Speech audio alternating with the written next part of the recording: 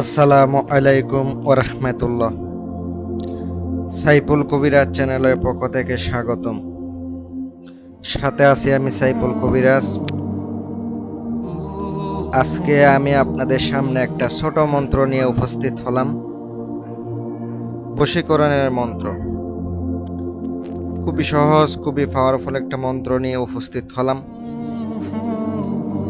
আশা করি আমার ভিডিওর সাথে থাকবেন, পাশে থাকবেন। যতটুকু পারবো সহজ ভাষায় বুঝাইয়া দিব। আপনারা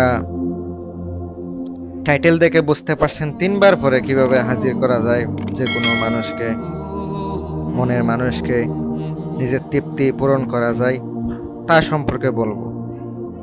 শুধু 3বার পড়লে যে হাজির হয়ে আপনার কাছে চলে আসবো তা কিন্তু না। এটার কিন্তু গোপন বেদ আছে, অনেক কিছু নিয়ম আছে, এগুলা কিন্তু মানতে হবে। শুধু মুখস্থ করে 3বার পরে আয়া পড়লেন, কিছু হইল না, পরে আমার দোষারোপ করবেন না, কারণ ভিডিও সম্পূর্ণ দেখতে হবে। যারা আমার ভিডিওগুলো সম্পূর্ণ দেখেন তারা বুঝতে পারেন কিভাবে কাজগুলো করতে হয়, কোন নিয়মে করতে হয়। কবিরাজ ছাড়া এগুলা করতে যায়েন না।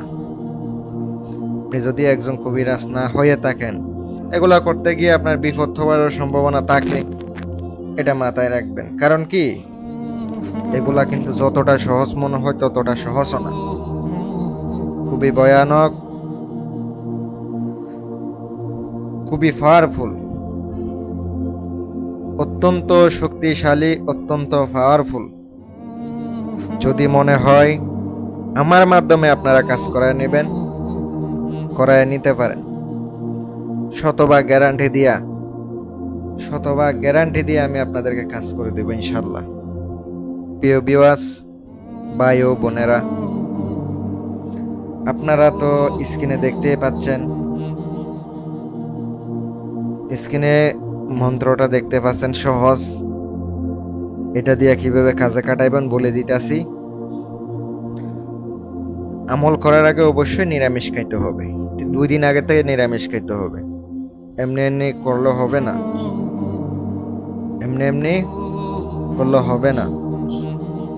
আর অবশ্যই আমল করতে হবে পাক পবিত্র অবস্থায়, উস্তাদের অনুমতি নিয়ে। উস্তাদের অনুমতি ছাড়া করতে যাইবেন, কিছু হইবে না। আমি আপনাদেরকে ধীরে ধীরে বোঝানোর চেষ্টা করতেছি, একটু মনোযোগ সহকারে শোনেন। আগে এটা মুখস্থ করে নেবেন। অনেকে বলে দেখে দেখে হবে কিনা, এগুলো দেখে দেখে হয় না। দেখে দেখে হইলে তো অনেক কিছু সম্ভব হইতো, কিন্তু দেখে দেখে হয় না। অন্তরের ভিতরে গেঁথে নিতে হবে। মুখ দিয়ে বাক্য বাইর করবেন, সঙ্গে সঙ্গে যেন ওই ব্যক্তির সামনে গেলে ভুইলা না যান। এটা বিবাহিত মেয়েদের উপরে প্রয়োগ করতে পারবেন, স্বামী থাকুক গা না থাকুক গা, এটা দেখার দরকার নেই। এটা অবৈধ কাজ, কোনো বৈধ কাজ না, কুফরি কাজ। আপনারা মন্ত্রটার মধ্যে নাম উল্লেখ আছে, অমুক যেখানে আছে অমুকের স্থানে কাঙ্ক্ষিত নারীর নাম নিতে হবে, কাঙ্ক্ষিত মেয়ের নামটা নিতে হবে। সে বিবাহিত হইতে পারে, অবিবাহিত হইতে পারে, ছেলে হইতে পারে, মেয়ে হইতে পারে, যেই হোক। আপনি ছেলে হইয়েও করতে পারবেন, মেয়ে হইয়েও ছেলের উপর করতে পারবেন। এটা কিন্তু কোনো স্থায়ী না, আজীবন থাকবে তাও না, সাময়িক সময়ের জন্য,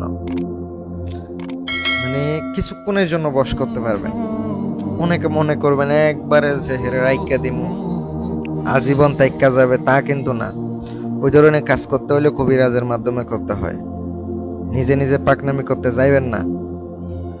এগুলা যদি একটু ভুল হয়, নিজের একটা বড় আঘাত পাইতে পারেন, ক্ষতি হইতে পারে, তখন আমি বা আমার চ্যানেল দায়ী থাকবো না। শনিবারের দিন নিরামিষ খাইয়া আগরবাতি মোমবাতি জ্বালিয়ে মন্ত্রটি সিদ্ধ করতে হবে 333 বার পরে। আগরবাতি জ্বালাবেন, পাক পাঞ্জাতনের নামে 5টা আগরবাতি জ্বালাবেন, আর মোমবাতি জ্বালাই নেবেন রাত 12টার পরে। শনিবার, মঙ্গলবার, অমাবস্যা, পূর্ণিমায় বইয়া কাজ করবেন। কাজের প্রয়োগ বিধি হচ্ছে, আপনি কাঙ্ক্ষিত নারী অথবা পুরুষের সামনে যাবেন, পরপর 3 দিন যাইতে হবে, 3বার পাঠ করবেন চোখে চোখে তাকাইয়া। চোখের পলক কিন্তু ভালানো যাবে না। 3বার পরে আয়া পড়বেন, পিছনে তাকাবেন না। 3 দিন করেন, সে আপনার প্রতি উন্মাদিনী হয়ে যাবে, পাগলপাড়া হয়ে যাবে, আমি গ্যারান্টি দিলাম। শেয়ার করুন, লাইক করুন, কমেন্ট করুন। যারা পার্সোনালি ভালোভাবে কাজ করতে চান, গ্যারান্টিযুক্ত, দূরের থেকে চালানের মাধ্যমে যোগাযোগ করবেন। আসসালামু আলাইকুম ওয়া রাহমাতুল্লাহি ওয়া বারাকাতুহু।